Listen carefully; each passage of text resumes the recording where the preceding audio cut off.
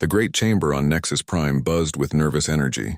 Representatives from 47 different alien species filled the curved seats that spiraled up toward the crystal dome ceiling. Each delegate wore their finest ceremonial dress, but today felt different. Today felt dangerous. High Chancellor Zixara of the Zephyrian Empire stood at the central podium. Her crystalline shell caught the blue light from the bioluminescent walls, making her appear to glow like a living jewel. Her forearms gestured gracefully as she spoke, but her voice carried an edge that made even the bravest warriors in the chamber shift uncomfortably. "Fellow members of the Galactic Tribunal," she began, her words translated instantly into dozens of languages. "We face a crisis unlike any in our recorded history." The chamber fell silent. Even the massive Gorlock delegation, known for their constant rumbling conversations, stopped their deep bass murmurs. In the upper galleries, the snake-like servants coiled tighter around their perches. "The humans have been among us for 57 standard cycles," Zixara continued. "When they first achieved faster-than-light travel, we welcomed them as we welcome all new species to our community. They seemed adequate, not particularly strong like the Gorlocks, not especially intelligent like the Methodians, not blessed with natural weapons like the Kresh, just ordinary." Ambassador Thelnak of the Vrex Empire leaned forward in his seat. His gray skin was mottled with patches of concern yellow. "But they are far from ordinary, High Chancellor. Our trade analysts report that human merchants consistently outperform our best negotiators. Their colonies expand faster than our projections suggest should be possible. Their diplomats somehow always seem to know exactly what to say." A murmur ran through the chamber. Other delegates nodded in agreement. The evidence was mounting, and none of it made sense. "The hegemony has conducted extensive studies," added Representative Kylthera, her tentacles writhing with agitation. "Human settlements should have failed on 70% of the worlds they've chosen. The atmospheric compositions were wrong, the gravity too high or too low, the radiation levels dangerous. Yet they thrive everywhere they go. They adapt faster than our computers can calculate adaptation should be possible." High Chancellor Zixara touched her communication crystal with one delicate finger. A holographic display filled the air above the podium, showing trade routes, colony maps, and diplomatic agreements stretching across known space. "Look at these numbers," she said, and the display zoomed in on human activities. In less than 6 decades, they have established profitable trade with every major power. They have founded successful colonies in star systems we abandoned as uninhabitable. They have formed alliances with species that have been at war for millennia. The red dots representing human presence seemed to pulse on the map like a heartbeat.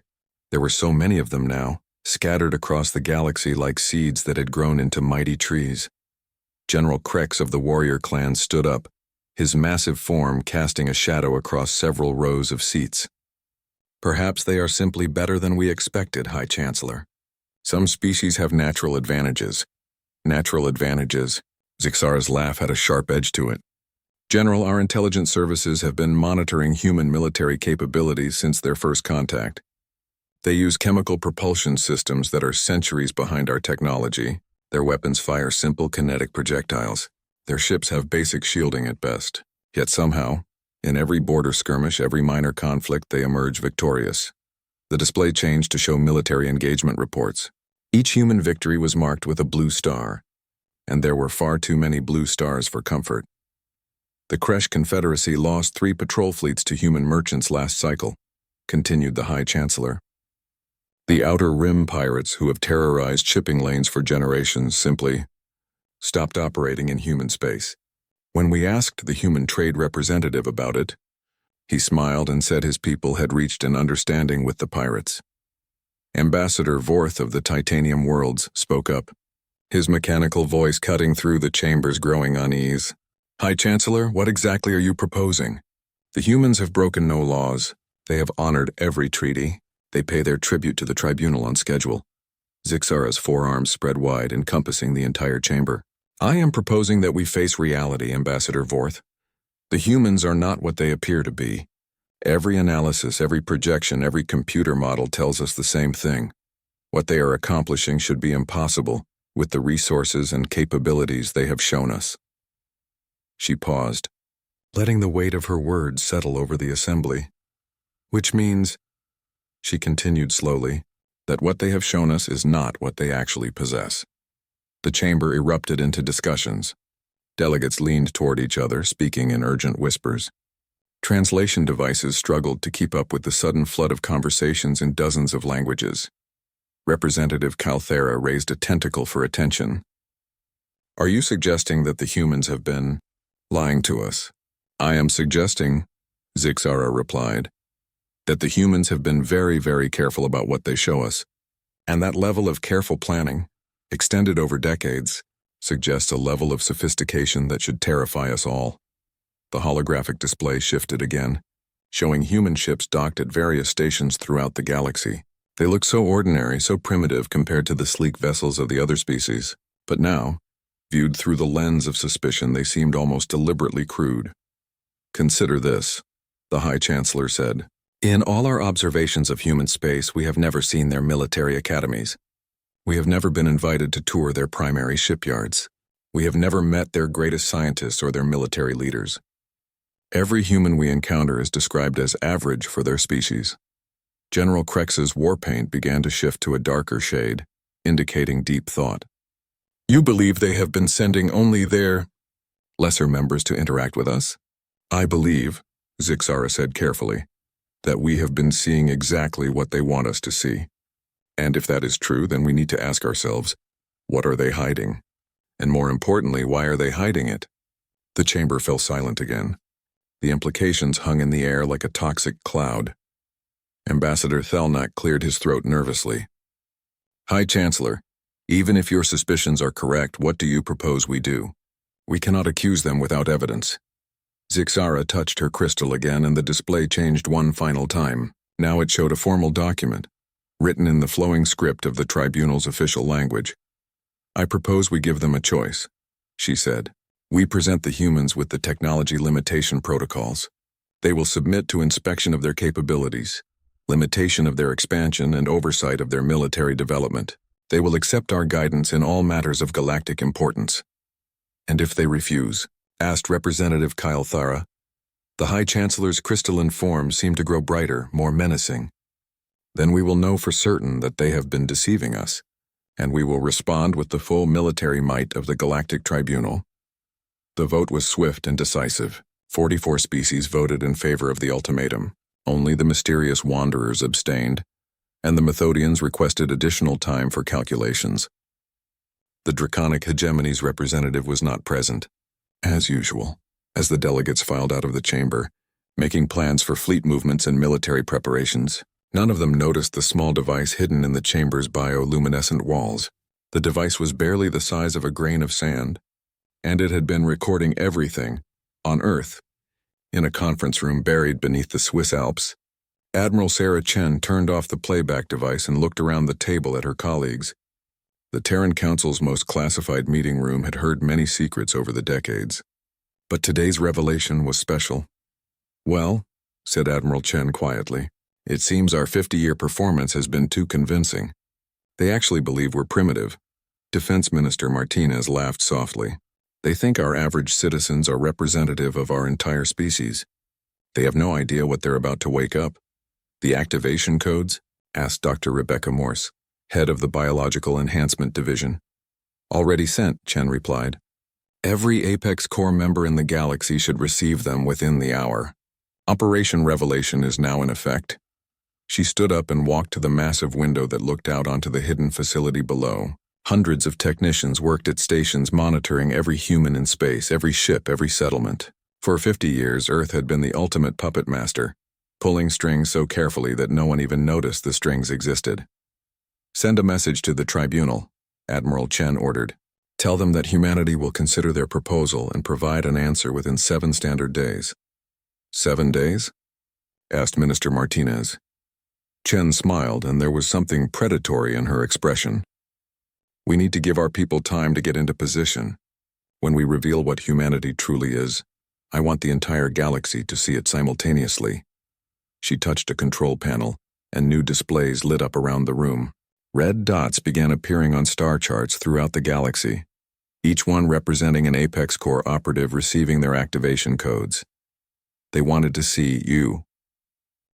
Dr. Marcus Webb stood in his small laboratory aboard Agricultural Station 7, watching the corn samples grow under artificial starlight. To anyone observing him, he looked like exactly what his identification papers claimed, a 43-year-old agricultural scientist from Nebraska, working to develop crops that could grow in low-gravity environments. The truth was more complicated. The soft chime from his personal communicator made him look up from his microscope. The message was simple, 3 numbers followed by a letter, 847C. To anyone intercepting the message, it would look like a supply code or a research reference. Marcus set down his tools very carefully. His hands remained steady, but something deep in his mind began to change. Protocols that had been dormant for 15 years suddenly activated. Information that had been locked away behind mental barriers came flooding back. He was not Dr. Marcus Webb, agricultural scientist. He was Commander Marcus Webb, Apex Corps, specialist in infiltration and biological warfare, and he had been waiting for this signal for a very long time. The transformation began immediately. Nanoscale machines in his bloodstream, dormant since his deployment, came online. His nervous system began processing information faster. His muscles started drawing on energy reserves that ordinary humans did not possess. His bones, reinforced with materials that would not be invented for another century, grew stronger. Within minutes, Marcus Webb had become something that no alien species had ever encountered. On Mars, Dr. Elena Vasquez received the same signal while teaching a class about early colonial history to a group of visiting Zephyrian students. She finished her lecture calmly, dismissed the class, and walked to her private office. Once there, she locked the door and began to change. The process was different for each Apex Corps member. Elena's modifications focused on tactical command and space combat. Her brain began accessing databases of every alien ship design, every weapon system, every defensive measure that humanity had cataloged over the past 50 years. Her reflexes accelerated until she could process battlefield information faster than any computer. In the asteroid belt, mining engineer James Park set down his plasma cutter and smiled. The activation signal had found him on a hegemony mining platform, where he had spent 3 years convincing everyone that humans were just enthusiastic laborers. Now, as his enhancements activated, he began to see the station's security systems, weapon placements, and structural weaknesses with perfect clarity. The awakening spread across the galaxy like a carefully timed wave. Cultural attaché Anna Martinez, stationed on the Vrex homeworld, felt her diplomatic training merge with tactical protocols she had never been allowed to remember. Historian David Chen, working in the Great Library of Nexus Prime, gained access to military strategies that made him more dangerous than an entire fleet. Each activation was different, but they all shared certain features. Enhanced intelligence that could process information at superhuman speeds, physical capabilities that pushed the boundaries of what organic life could achieve, and access to technologies that humanity had been developing in secret for decades. On Agricultural Station 7, Marcus completed his transformation and began his real work. The corn samples he had been growing were not just food crops. They contained biological agents designed to neutralize every major alien species' biochemistry. One sample could contaminate an entire planet's food supply if necessary. He opened a hidden panel in his laboratory wall and removed equipment that looked nothing like agricultural tools. The quantum communicator allowed him to contact other Apex Corps members instantly, regardless of distance. The molecular assembler could create any tool or weapon he might need from basic materials. The biological scanner gave him detailed information about every alien who came near the station. Apex Station 7 to command. He spoke quietly into the communicator. Agent Webb reporting full activation. All systems operational. The response came immediately. Not from Earth, but from Commander Elena Vasquez, now aboard a ship that had just decloaked near Mars. Acknowledged. Agent Webb, initiate Phase 2 protocols. All assets are to reveal capabilities on my mark. Around the galaxy, similar conversations were taking place. The network that humanity had built over 50 years was coming online, and it was vast beyond anything the aliens had imagined. The first revelation came from the shipyards hidden in the outer system. For decades, alien observers had noted some unusual activity around Jupiter and Saturn. But their scans had shown nothing more than gas mining operations and research stations. Now, massive structures began to emerge from behind holographic screens that had hidden them for years. The ships that became visible defied everything the galaxy thought it knew about human technology. Instead of crude chemical propulsion, they moved with gravitic drives that warped space around them. Instead of simple kinetic weapons, they carried antimatter cannons and quantum disruptors. Instead of basic metal hulls, they were armored with materials that could absorb and redirect energy attacks. Admiral Sarah Chen stood on the bridge of the flagship, Prometheus Unbound, as it materialized from behind its cloaking field. The ship was 3 kilometers long and bristled with weapons that could crack a planet's crust. Around it, the rest of the Apex fleet took shape like predators emerging from tall grass. "All ships report ready, Admiral," announced her tactical officer. Like every member of the bridge crew, he was an enhanced human whose capabilities far exceeded anything the aliens had observed. "Excellent," Chen replied. "Begin Phase 3. I want every Apex Corps operative to demonstrate their true capabilities simultaneously. The galaxy needs to understand what it has provoked." The demonstrations began with surgical precision. On the hegemony mining platform, James Park walked calmly to the security center. The alien guards, massive creatures bred for violence, moved to stop him. They found themselves facing someone who could move faster than their eyes could track, hit harder than their armor could resist, and predict their actions before they made them. Within minutes, Park had taken control of the entire platform without killing anyone. The aliens found themselves locked in their own detention cells, unharmed but helpless, while a human they had thought was a simple laborer operated their most advanced systems with casual expertise. On the Virex homeworld, Ana Martinez received a visit from Imperial Security. They had detected unusual transmissions from her diplomatic quarters and wanted to investigate. She invited them in politely, offered them refreshments, and then proceeded to demonstrate that she knew more about Vrex military capabilities than their own generals did. "Your orbital defense platforms have a 17-second reload cycle between antimatter charges," she said conversationally while serving tea. "Your planetary shields have a harmonic frequency that can be disrupted with precisely modulated graviton pulses. Your capital ships rely on a quantum entanglement communication system that can be jammed by introducing quantum decoherence at the transmission nodes." The Vrex security officers stared at her in growing horror as she casually listed military secrets that were known only to their highest command levels. "How?" one of them whispered. Anna smiled gently. "We've been watching you for 50 years. We know everything about your technology, your tactics, your weaknesses. We know because you taught us, thinking you were dealing with primitives who posed no threat." She stood up and walked to her window, which looked out over the Vrex capital city. "Would you like to know what else we know? We know that your emergency evacuation protocols are designed for your own species and would be useless for protecting your civilian population.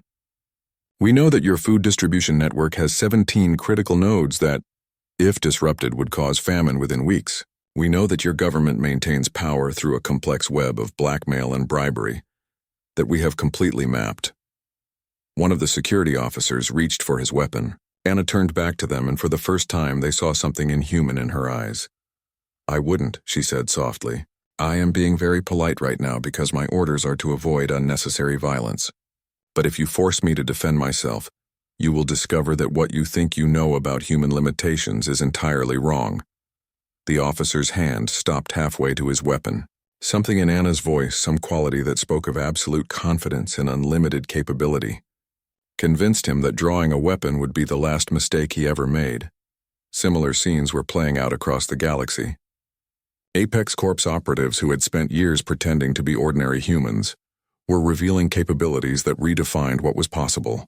They were not just stronger, faster, or smarter than anyone had imagined. They were so far beyond normal human parameters that they seemed like a different species entirely.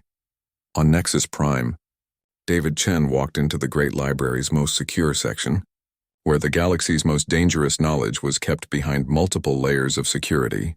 The automated defenses, designed to stop anyone from accessing information about weapons of mass destruction or reality-altering technologies, simply shut down as he approached.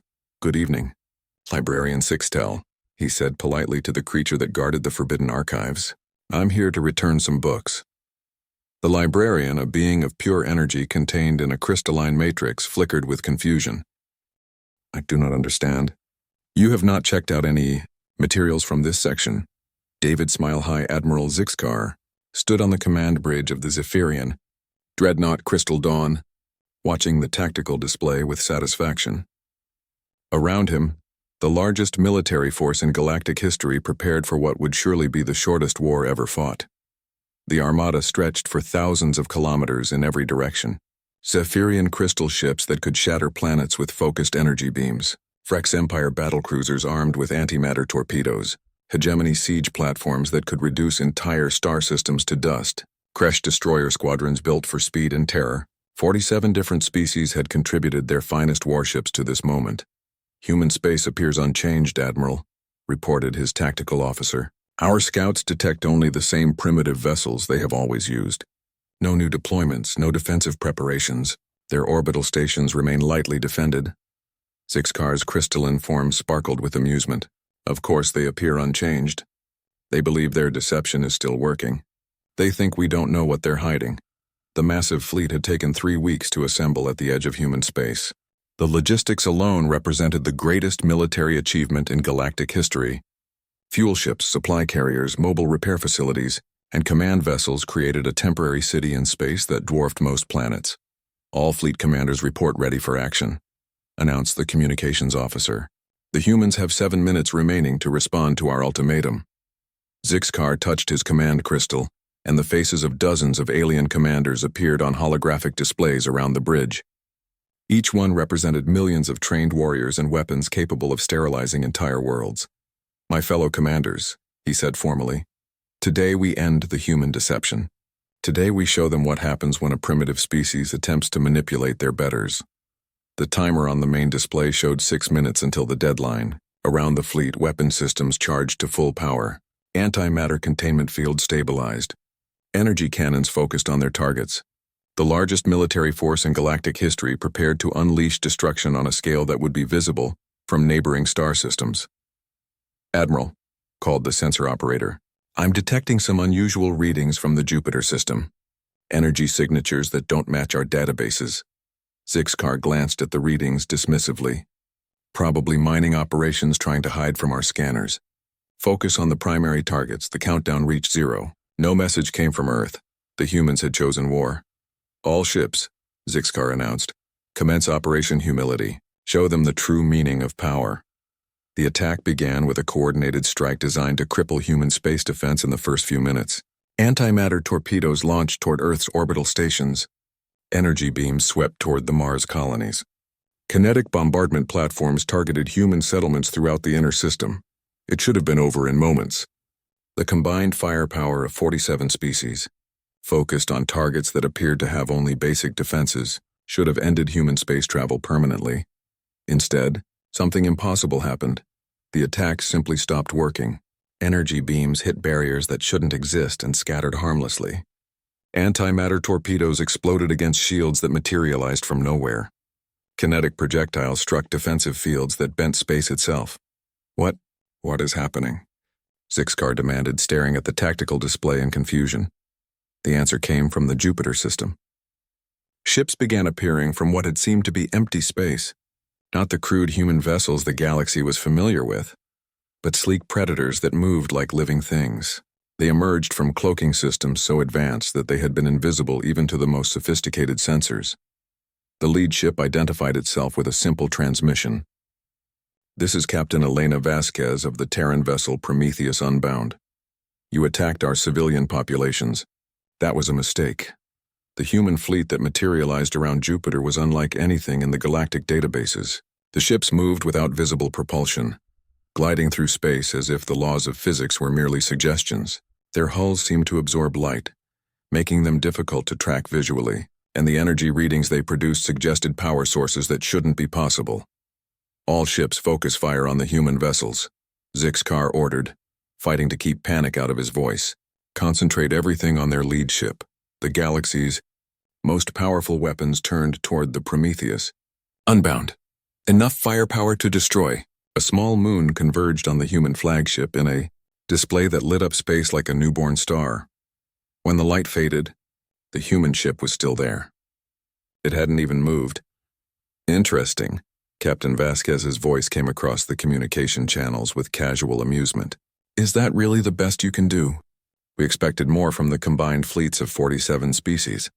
On the bridge of the Crystal Dawn, alarms began sounding. The impossible human ship was returning fire, and its weapons defied everything the galaxy thought it knew about energy and matter. The beam that struck the Zephyrian dreadnought didn't explode on contact. Instead, it seemed to phase through the ship's shields as if they weren't there, then selectively destroyed every weapon system, while leaving life support intact. In seconds, the most powerful warship in the Zephyrian fleet became a helpless hulk. How? Zixcar whispered, staring at his dead controls. Our shields are quantum-tuned. Nothing can phase through them. Your shields are based on technology we sold you 15 years ago, Captain Vasquez replied, somehow picking up his private communications. Did you really think we would sell you something we couldn't defeat? Around the massive alien fleet, similar scenes were playing out. Human ships that moved like ghosts through space systematically dismantled the galaxy's finest military vessels. They didn't destroy them outright. That would have been too easy. Instead, they demonstrated such complete technological superiority that resistance became pointless. Vrex battlecruisers found their antimatter containment fields disrupted, forcing them to jettison their main weapons or face annihilation. Hegemony siege platforms discovered that their armor, built from the strongest materials known to science, crumpled like paper under human gravitational weapons. Kresh destroyers, bred for speed, found themselves unable to move as human tractor beams locked onto them with impossible precision.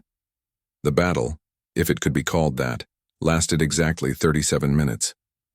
When it was over, the largest military force in galactic history had been reduced to a collection of disabled hulks drifting helplessly in space. Not a single human ship had been damaged. This is Captain Vasquez to all alien vessels.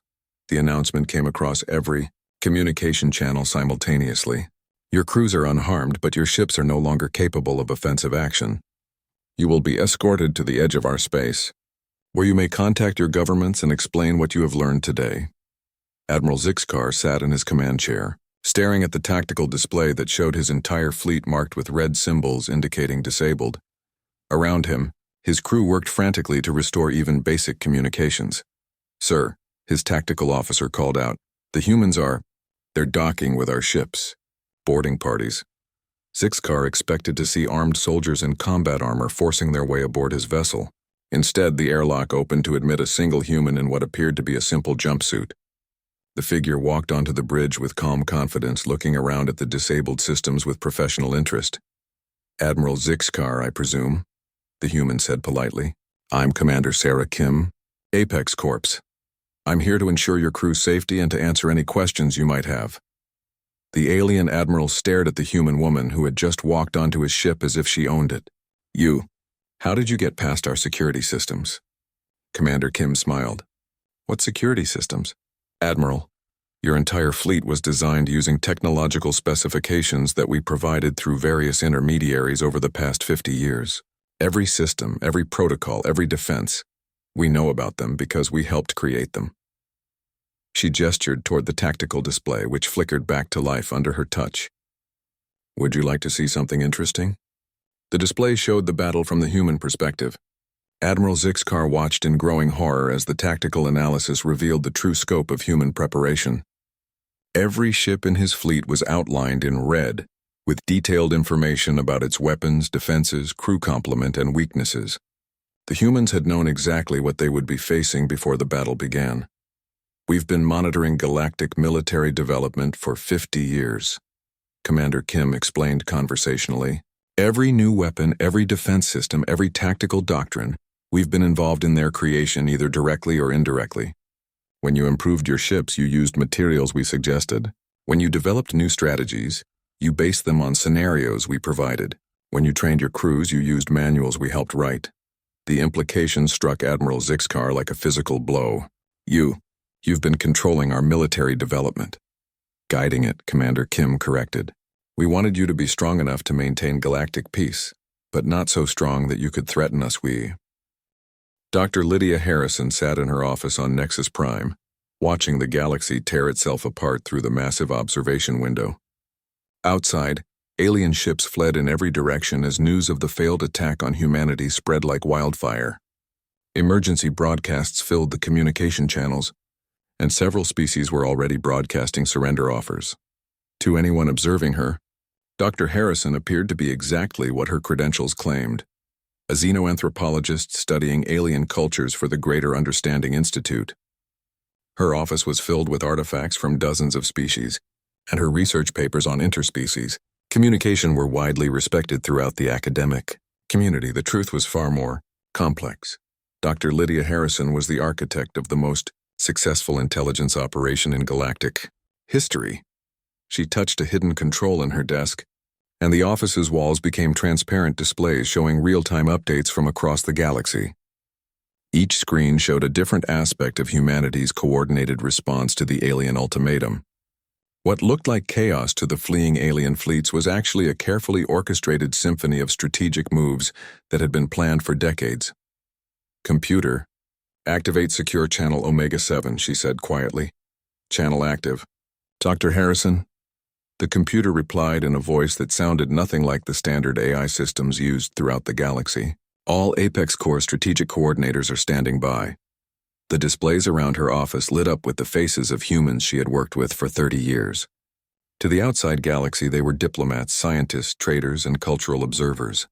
In reality, they were the strategic command structure that had been guiding galactic development since humanity's first contact with alien civilization. "Status report," Dr. Harrison requested. Commander David Park, calling in from the Hegemony capital world, spoke first. "The Hegemony Senate is in complete panic.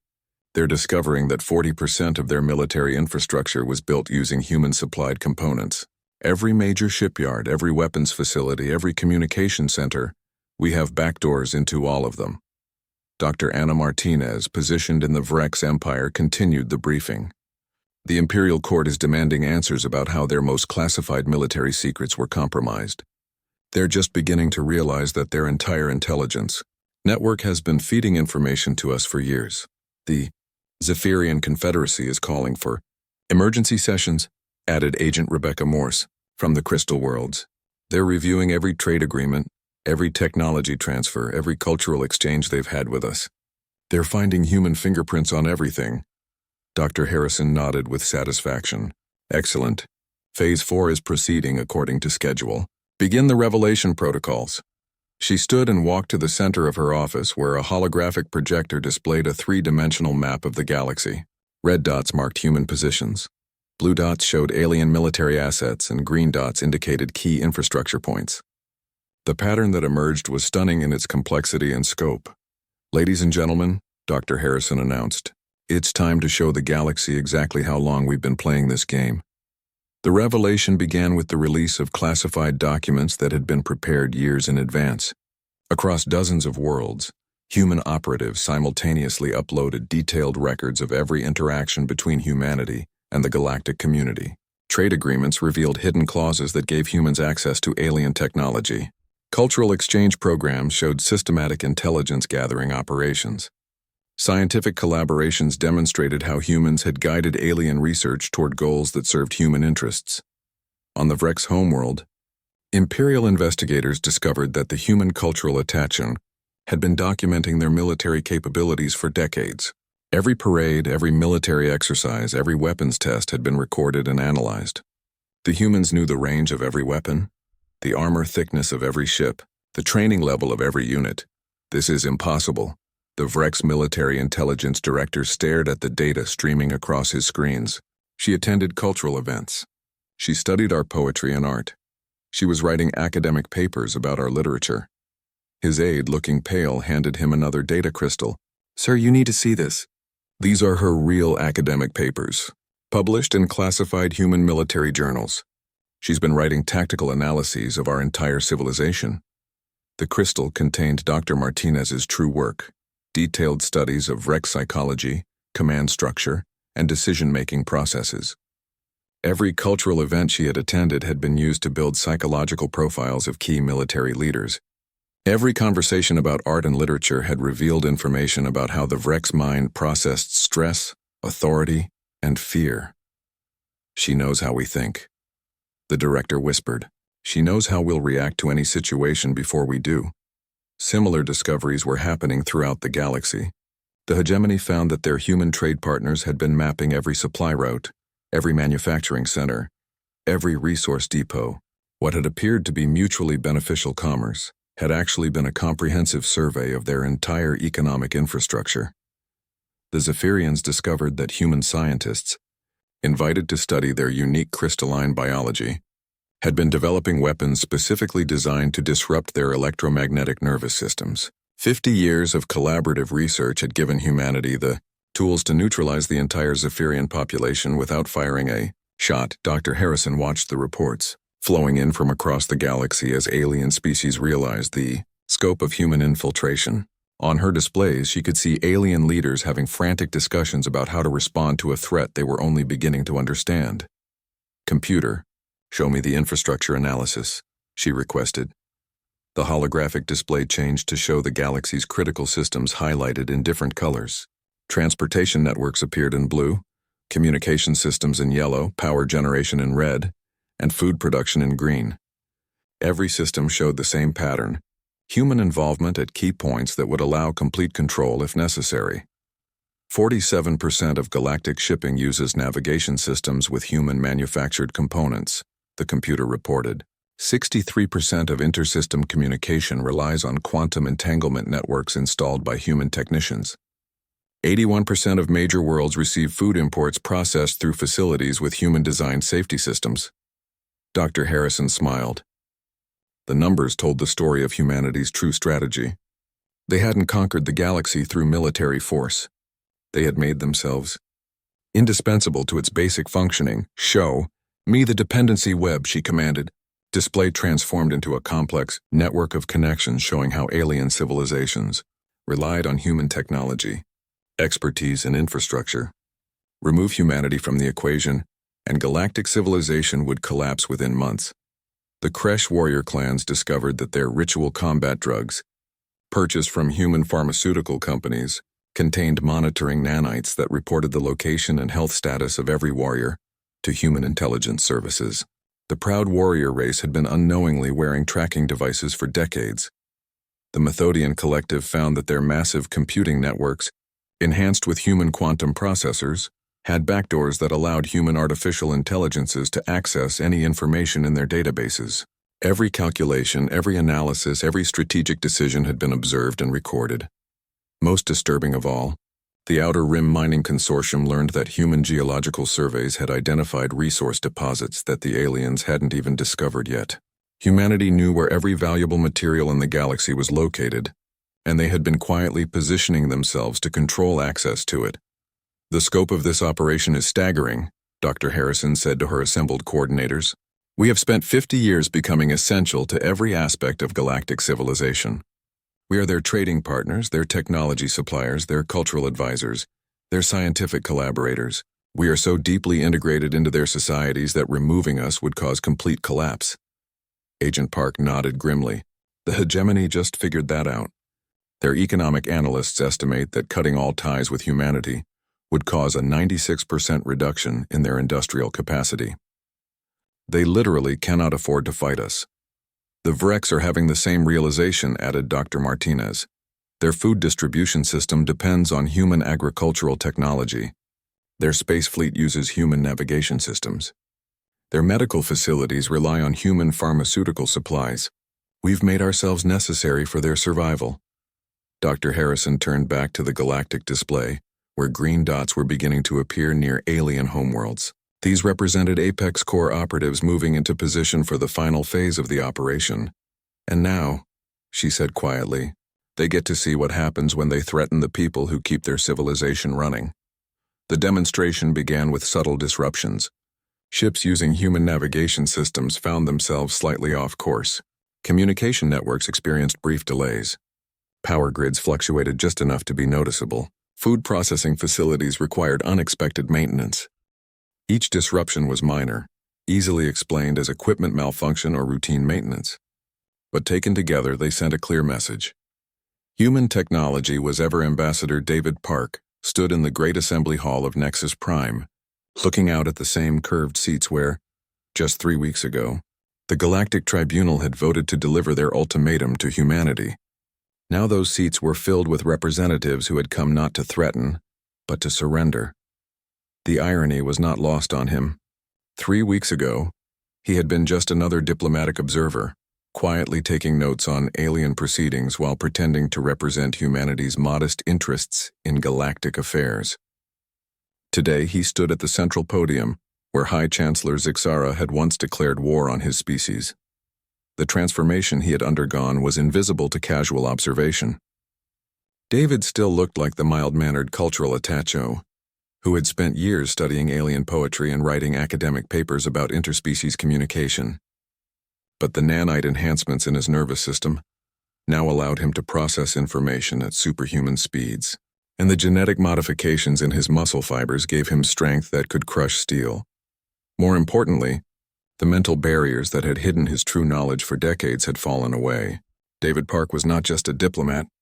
He was one of the primary architects of humanity's 50-year strategy to peacefully dominate galactic civilization.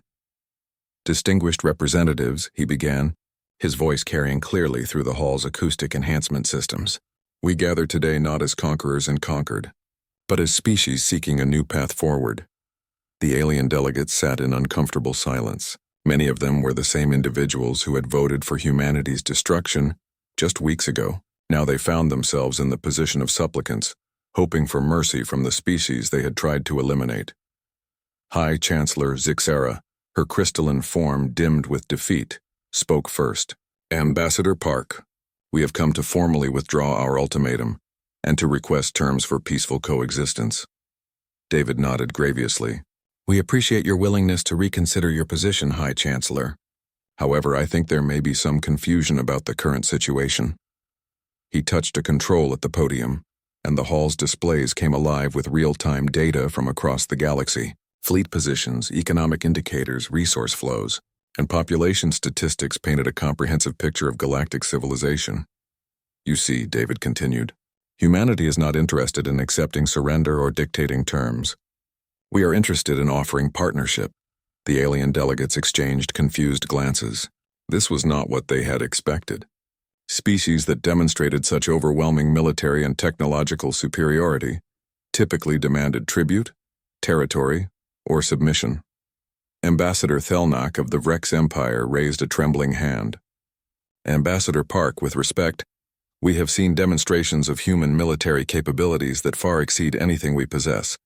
We have discovered the extent of human infiltration into our societies. We acknowledge your superiority and wish to negotiate terms that will ensure our survival. David smiled gently. Ambassador Thelnak, I think you misunderstand our goals. We didn't reveal our capabilities to demand your submission. We revealed them to demonstrate that we don't need your submission. The distinction was subtle but crucial, and David could see the alien representative struggling to understand it. Let me explain what humanity actually wants, he continued. We want a galaxy where every species can prosper according to their abilities. We want peaceful trade, scientific collaboration, and cultural exchange. We want to explore the universe together, learning from each other and growing stronger as a galactic community.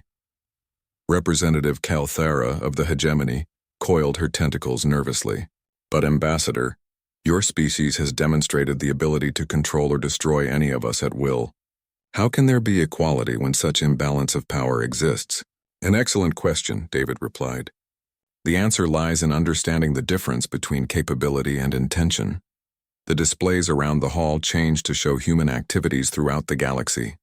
Instead of military formations or occupation forces, they showed human teachers working in alien schools, human doctors treating alien patients, human engineers helping to build alien infrastructure. For 50 years, we have had the capability to conquer this galaxy by force, David explained. We chose not to because conquest was never our goal. We wanted to understand you, to learn from you, to become part of your communities.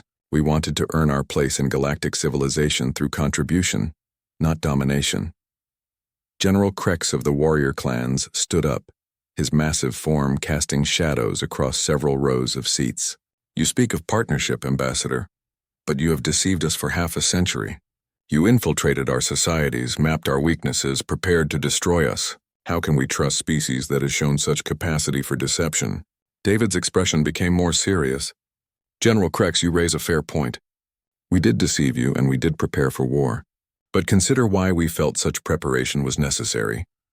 The displays shifted again, showing historical data from the past century, wars between alien species, conquered civilizations, enslaved populations, and the systematic exploitation of weaker species by stronger ones.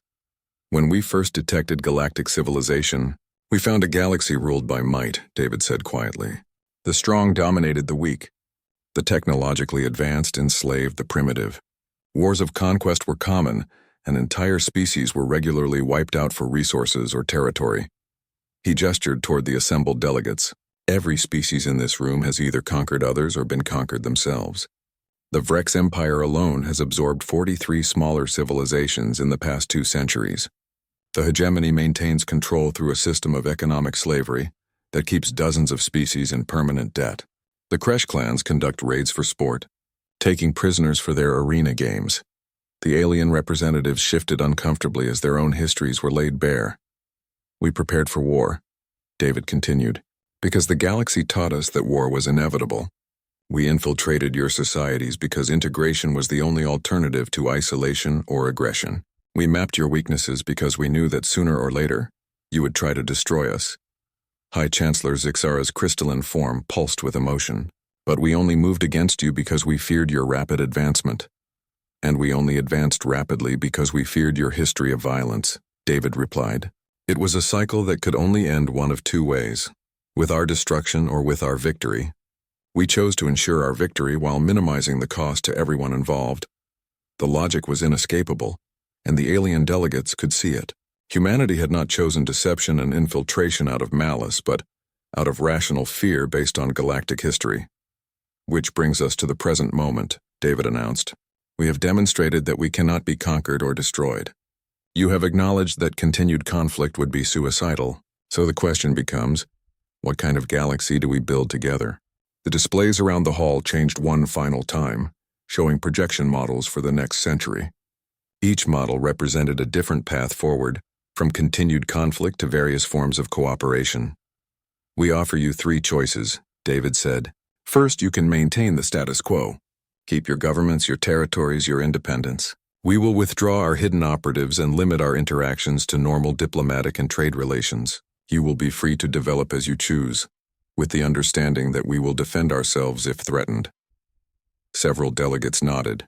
This option offered a return to familiar patterns, albeit with the knowledge that humanity was watching from the shadows. Second, you can join the Terran Protectorate. We will provide security guarantees, technological assistance, and economic support. In exchange, you agree to peaceful resolution of disputes and basic standards for treatment of your populations. You maintain internal autonomy while participating in a larger community. This option was more appealing to smaller species who had suffered under the current galactic order. Third, David paused for emphasis, you can apply for full partnership in the Terran Federation. Your species would become equal members in a truly galactic civilization. We would share all of our technology, all of our knowledge, all of our capabilities. In return, you would meet the same standards of development, ethics, and peaceful cooperation that we maintain. The hall erupted in quiet discussions as delegates considered options they had never imagined possible. Ambassador Thelnak was the first to speak. Ambassador Park, your third option. You would actually share your advanced technology with us? With species that demonstrate they can use it responsibly, David confirmed. We have no interest in maintaining technological advantages through secrecy. We want partners, not subjects. But how do you determine responsibility? Asked Representative Kyle Thara. David smiled. The same way you judge any potential partner. Through time, trust, and demonstrated commitment to shared values. Some of your species may be ready for full partnership immediately. Others may need decades or centuries to develop the social and ethical frameworks necessary for advanced technology. General Krex crossed his massive arms. And if we choose the first option? If we prefer in